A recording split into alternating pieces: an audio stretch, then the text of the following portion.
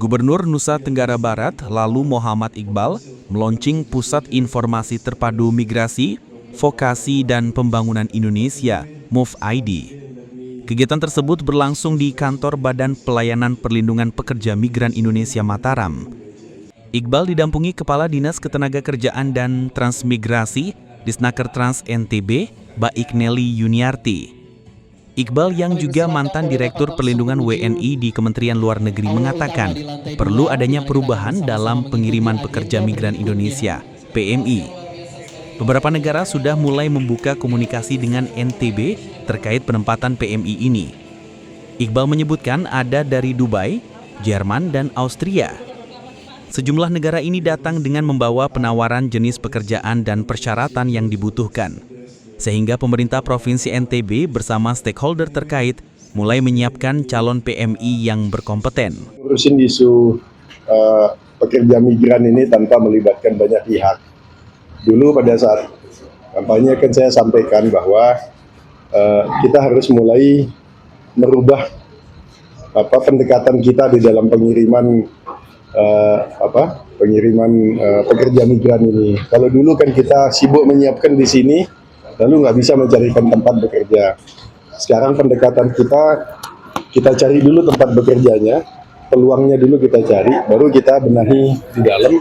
Iqbal mengatakan dengan kehadiran MUVID ini mampu memberikan informasi kepada masyarakat terkait semua hal yang berkaitan dengan PMI. Ia mengatakan keamanan PMI ini harus dilakukan mulai dari keberangkatan, saat bekerja hingga kepulangan. Kepala BP3 MI Mataram, Norman Adiguna mengatakan, MUVID ini merupakan implementasi dari kerjasama antara Kementerian Perlindungan Pekerja Migran Indonesia dengan GIZ. Kemudian informasi terkait penempatan mulai dari kemampuan menengah sampai profesional. Saat ini sudah ada program kerjasama antar pemerintah di bidang formal.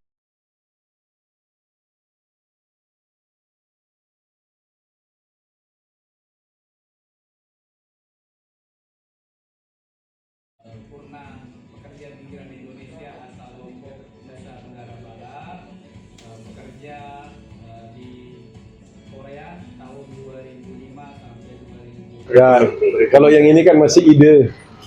Nanti kita akan diskusi tentu saja dengan kabupaten kota, karena SD dan SMP itu kan kewenangan kabupaten kota. Jadi gimana caranya supaya di SMP itu kita sudah terutama di kecamatan-kecamatan, desa-desa yang memang menjadi sumber TKI, kita persiapkan, kita berikan tambahan pengetahuan yang basic saja gitu mengenai masalah ketenagakerjaan luar negeri ini, mulai dari bagaimana melakukan perjalanan aman, bagaimana meneliti kontrak gitu, apakah kontraknya sesuai dengan kebutuhannya, bagaimana melindungi diri sendiri pada saat berada di penempatan. Itu hal-hal mendasar yang perlu kita ajarkan kepada mereka. Terserah nanti mereka mau jadi TKI atau tidak. Kita tidak mendorong mereka jadi TKI. Tetapi kalau nanti mereka memutuskan jadi TKI, paling tidak hal yang paling mendasar itu mereka sudah tahu. Selama ini kan TKI kita berangkat itu nggak bawa apa-apa, nggak bawa pengetahuan, nggak bawa apa-apa. Mereka berangkat sehingga itulah sering banyak terjadi masalah ketika mereka berada di luar negeri. Begitu Bu Kadis ya? Bu Kadis lah sih ketua namanya. Satu lagi soal pembukaan Malaysia Barat. Soal dibukanya Malaysia Barat ini. Ya alhamdulillah memang sekarang masih dibuka di Malaysia Barat, hampir semua di Malaysia Barat ya. Yang Malaysia Timur ini kan mereka agak berbeda regulasinya, karena mereka kan daerah otonomi.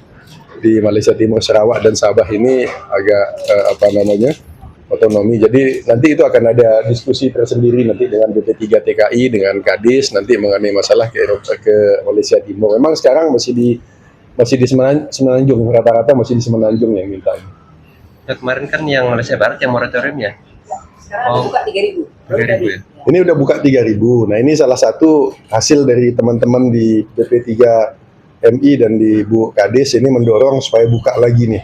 Nah kita mulai bicara dengan para pengguna di Malaysia Barat, Sam Derby, tadi Sam Derby ya?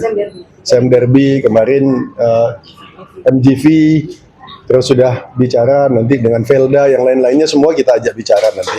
Kita ajak bicara, ayo mulai buka gitu. Karena jangan sampai terjadi moratorium terlalu lama gitu. Ini sudah mulai, mereka semua sudah dapat kuota Jadi pelan-pelan satu-satu mereka akan datang sini untuk melakukan rekrutmen. Apa yang menjadi penekanan perusahaan yang mengirim dari sini? Kalau ke perusahaan yang di sana, Ya maksudnya yang dari sini apa? perusahaan yang di sini sekarang itu diaudit oleh perusahaan yang dari Malaysia.